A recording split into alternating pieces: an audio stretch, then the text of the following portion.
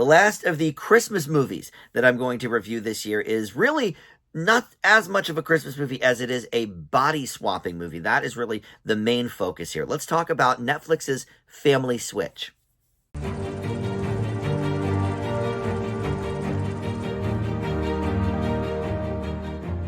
Hey guys, Dan here. This is Dan Reviews It. Welcome to my spoiler-free review for the new Netflix film Family Switch. This is streaming right now, and it is a Christmas movie, technically. You know, in the first scene or second scene, Ed Helms and Jennifer Garner come out in big candy cane costumes, and there's a lot of talk about their Christmas video this year. But that really takes a sharp left and moved off to the side. This is much more of a body switch comedy than it is a Christmas movie. So that's why I didn't really lump it in with my Christmas review from a couple of weeks ago, which, by the way, you can check out. I reviewed 4 new streaming Christmas movies, including one on Netflix called Best Christmas Ever, which was horrible. Horrible Christmas movie. This is much better than that. So before we launch into Family Switch, though, let me welcome you into Dan Reviews It. Thank you for finding this video. We do movie and TV reviews here on the channel, and just about every day I try to post something new. So always a lot to check out on the channel. Please consider subscribing, hit that like button, comment below. All that stuff, of course, helps out the channel. All right, so Family Switch, Jennifer Garner and Ed Helms are the parents here, and Jennifer Garner has already done one of the, I think, definitive body switch movies, 13 going on 30, which gets a reference here. They reference that. They reference Big. They reference Freaky Friday. Or Freaky. They just say the word Freaky, so I'm not sure. But they also reference 17 again. All right, so these are probably the cream of the crop of the body switch movies, the ones that are mentioned. This movie does not measure up to any of those. However, even 17 again was cute. However, this is a lot better than some of the more, like B and C tier ones. Like in the late 80s, there was like a whole host of them, like Father Like Son was one of them. 18 again, that was George Burns. Yeah, they're A Dream a Little Dream with the Corey Feldman and Corey Haim. So yeah, this is somewhere in the middle of the switching comedies. The twist here on this one is that multiple people are switching. It is a family switch. So essentially, the gang goes to the planetarium, and there's some big planetary alignment thing, and they all are kind of arguing about how, you'll never know what it's like to be me. Oh, well, mom, you're so lucky that you're not me, and this and that and the other thing, and they kind of all argue about that, and the switch happens. So we have the daughter switching with the mother, the son switching with the father, and the worst part of the movie is the baby switches with the dog. Now, first of all, the CGI baby is rough. I've seen worse, but it wasn't great. And then the dog, walking on 2 feet, 2 hind legs, whatever.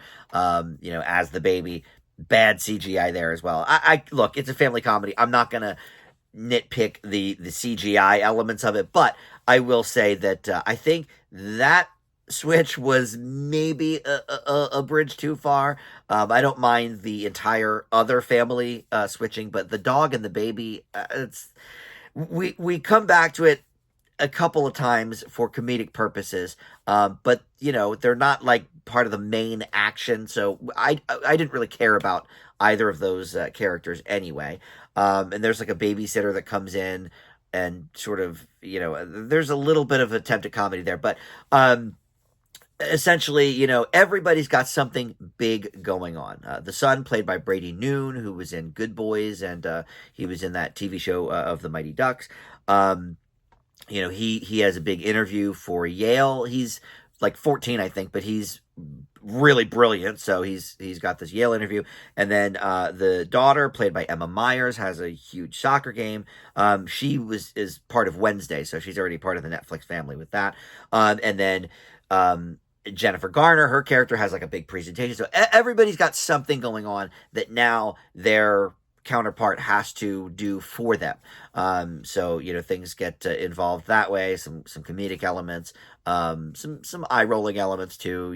Comedy that we've seen before. But listen, Jennifer Garner is very, very funny. She always has been. That's why 13 Going on 30 worked so much. Yeah, she's cute. Yeah, she's girl next door kind of thing. But she is also very funny. And I said this, I guess about Sandra Bullock a couple of years ago when that movie The Lost City came out. Like, people forget how funny Sandra Bullock is, because she's done such great dramatic work.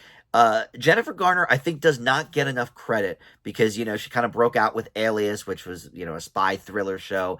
But she's done some comedy movies, and she's pretty funny. She does. I mean, I'm sure it's stunt doubles, but there's like pratfalls and stuff here that work. And I think the thing that works maybe the most about the movie, and there's a good emotional center to it as well. Everybody kind of by the end realizing, oh, this person maybe doesn't have it as easy as I thought, which, that's a classic body switch sort of conceit. So it's nice, but it's not new. But no, the thing I really appreciated about this movie is everybody really does kind of get down their counterparts' tones and sort of verbiage and movements a little bit.